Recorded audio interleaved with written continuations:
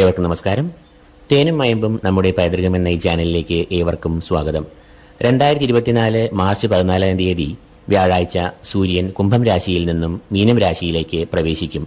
നവഗ്രഹങ്ങളിലെ രാജാവ് എന്നറിയപ്പെടുന്ന സൂര്യൻ പിതാവ്, വീര്യം, ശൗര്യം, വിജയം, ആത്മവിശ്വാസം, ധൈര്യം, അധികാരം, പ്രതാപം, നേതൃപാടവം, തൊഴിൽ എന്നിവയെ എല്ലാം കുറിക്കുന്നു.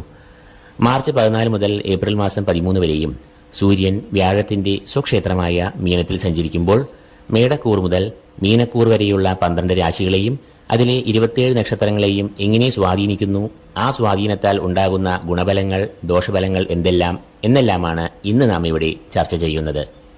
ആദ്യമായി നമുക്ക് ഈ മാസത്തിലെ ഗ്രഹനില ഒന്ന് പരിശോധിക്കാം. സൂര്യൻ മീനരാശിയിലും വ്യാഴം മേടരാശിയിലും ശനി സ്വക്ഷേത്രമായ കുംഭത്തിലും രാഹുകേതുക്കൾ യഥാക്രമം കുംഭത്തിലും കന്നിയിലും സഞ്ചരിക്കുന്നു. ചൊവ്വ ഈ മാസം മകരത്തിലും കുംഭത്തിലുമായി സഞ്ചരിക്കുമ്പോൾ ബുധൻ മീനത്തിലും മേടത്തിലുമായി സഞ്ചരിക്കുന്നു. ഇപ്പോൾ കുംഭം രാശിയിൽ സഞ്ചരിക്കുന്ന ശുക്രനാകട്ടെ മീനമാസം പകുതിയോടുകൂടി തന്റെ ഉച്ചക്ഷേത്രമായ മീനം രാശിയിലേക്ക് പ്രവേശിക്കും. അപ്പോൾ ഇനി നമുക്ക് മൂന്നാമത്തെ കൂറായ മിഥുനക്കൂറുകാർക്ക് സൂര്യന്റെ ഈ രാശിമാറ്റം നൽകുന്ന ഫലങ്ങൾ എന്തെല്ലാമാണ് എന്ന് കാണാം. മകയിരം 2ാം പകുതി, തിരുവാതിര, പുണർദം മുക്കാൽ എന്നീ നക്ഷത്രങ്ങളാണ് ഈ രാശിയിൽ വരുന്ന നക്ഷത്രങ്ങൾ. ഈ രാശിജാതരുടെ 3ാം ഭാവാധിപനാണ് സൂര്യൻ. ആ സൂര്യൻ മാർച്ച് മാസം 14 തീയതി 10ാം ഭാവത്തിലേക്ക് പ്രവേശിക്കുന്നു. 10ാം ഭാവം എന്നാൽ കർമ്മഭാവം ആകുന്നു. ഉദ്യോഗം, തൊഴിൽ മേഖല എന്നിവയെ എല്ലാം സൂചിപ്പിക്കുന്നത് 10ാം ഭാവം ആണ്. 10ാം ഭാവമായ മീനത്തിന്റെ അധിപനായ ഗുരു 11ാം ഭാവത്തിൽ നിൽക്കുന്നു. 10ാം ഭാവത്തിൽ സൂര്യൻ നിൽക്കുന്നത് കർമ്മപരമായി ഏറെ നേട്ടങ്ങൾ നൽകും.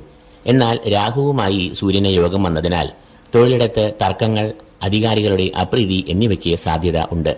9ൽ നിലകൊള്ളുന്ന ചൊവ്വ കുടുംബത്തിൽ, പ്രത്യേകിച്ച് പിതാവുമായുള്ള ബന്ധത്തിൽ ചില അസ്വാരസ്യങ്ങൾ വരുത്തുവാൻ ഇടയുണ്ട്. എന്നാൽ 9ാം ഭാവത്തിൽ ശുക്രൻ നിൽക്കുന്നുണ്ട്. 9ാം ഭാവം എന്നാൽ ഭാഗ്യഭാവം എന്ന് അറിയപ്പെടുന്നു. ഭാഗ്യഭാവത്തിൽ ശുക്രൻ നിൽക്കുന്നത് ഭാഗ്യവർദ്ധനവ്, ധനാഗമം തുടങ്ങിയ അനുകൂല ഫലങ്ങളെ നൽകും.